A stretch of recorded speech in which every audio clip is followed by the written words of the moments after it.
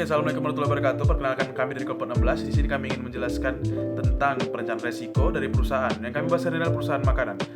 Pertama adalah perusahaan makanan, apa yang dilakukan jika produk expired. Yang pertama adalah beri diskon besar-besaran. Lihat data yang telah barang kapan masuk dan kapan expired. Berikanlah diskon besar-besaran sekitar 7 bulan atau 8-10 bulan terakhir sebelum barang itu expired. Pastikan berikan diskon yang besar-besaran. Paling tidak sebelum barang itu expired, ada terjual beberapa dan tidak terjadi kerugian yang besar. Yang kedua, jika barang sudah expired, apa yang kita lakukan? Kita harus menyusunnya sesuai dengan supplier. Barang A, barang B, barang C ke supplier siapa. Yang ketiga, pastikan barang-barang tersebut dipisahkan dari barang yang baru masuk. Oke, dipisahkan dari barang yang baru masuk. Kemudian nanti akan diambil oleh orang yang menyortirnya. Orang yang menyortirnya kemudian akan dikirim ke supplier masing-masing. Kemudian yang terakhir, jika tidak terjual dan kita tidak diterima klaim kita dari supplier, maka mau tidak mau kita harus musnahkan.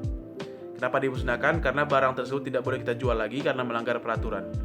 Oke, terima kasih. Akan dilanjutkan dengan kawan saya. Assalamualaikum warahmatullahi wabarakatuh. Perkenalkan, nama saya Selly Yoman di 170403 Pada hari ini saya akan menjelaskan mengenai resiko bisnis makanan cepat saji. Dalam melaksanakan setiap usaha tidak akan terlepas dari sebuah resiko, seperti halnya usaha makanan cepat saji. Di sini saya akan mencoba untuk mengidentifikasikan dan memaparkan apa saja resiko bisnis makanan cepat saji. Yang pertama yaitu resiko produksi. Usaha makanan cepat saji merupakan usaha yang ditandai variabilitas hasil produksi yang tinggi ataupun resiko yang tinggi. Mengapa demikian? Karena bahan baku yang digunakan dalam usaha ini adalah bahan baku yang bersifat mudah rusak. Misalnya saja ayam. Bila stok ini tidak terjual habis, maka akan membuat kerugian. Ayam tersebut tidak dapat digunakan lagi ataupun untuk digunakan pada hari esok, karena ayam bersifat mudah rusak ataupun busuk.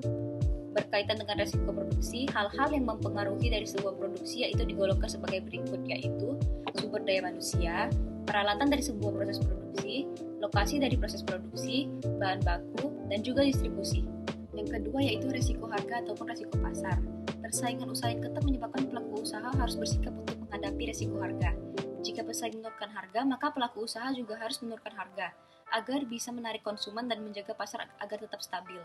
Akibat ini akan mempengaruhi pada pendapatan pelaku usaha. Bukan tidak mungkin hal ini akan menyebabkan kerugian pada pelaku usaha makanan cepat saji ini. Dan yang ketiga yaitu resiko keuangan ataupun kredit. Cara sebuah bisnis dalam membiayai kegiatan bisnisnya merupakan hal yang sering menjadi persoalan dalam sebuah bisnis. Seringkali hal ini justru menjadi kendala besar yang dihadapi seorang pelaku usaha. Dan yang keempat yaitu resiko kelembagaan. Sumber penting lain dalam bisnis ini adalah kelembagaan. Hal inilah yang mungkin sering dianggap sepele oleh pelaku usaha, padahal ini sangat beresiko untuk kemajuan usaha tersebut. Jika sektor kelembagaannya tidak teratur, maka usaha tersebut sulit untuk berkembang. Pelaku usaha harus menata kelembagaan usahanya dengan tepat. Sekian penjelasan dari resiko bisnis makanan cepat saji. Wassalamualaikum warahmatullahi wabarakatuh. Perkenalkan, nama saya Lili Sri Intan Syagian dengan NIM 170403168. Saya akan mengambil satu contoh perusahaan yang telah melakukan identifikasi risiko dan penanggulangannya, yaitu PT Unilever Indonesia Tbk. Contoh risikonya yang pertama ialah pemilihan brand.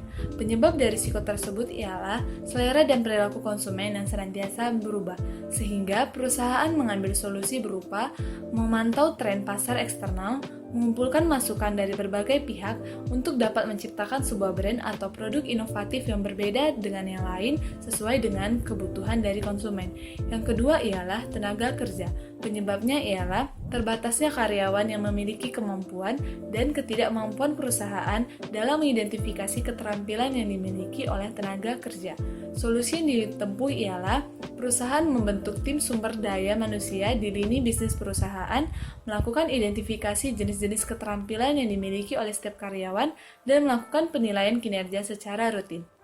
Perusahaan ini dapat dikatakan berhasil dalam menanggulangi risiko, dibuktikan oleh perusahaan PT Unilever Indonesia masuk ke dalam 15 perusahaan terbesar di Indonesia dengan net profit sebesar 5 triliun.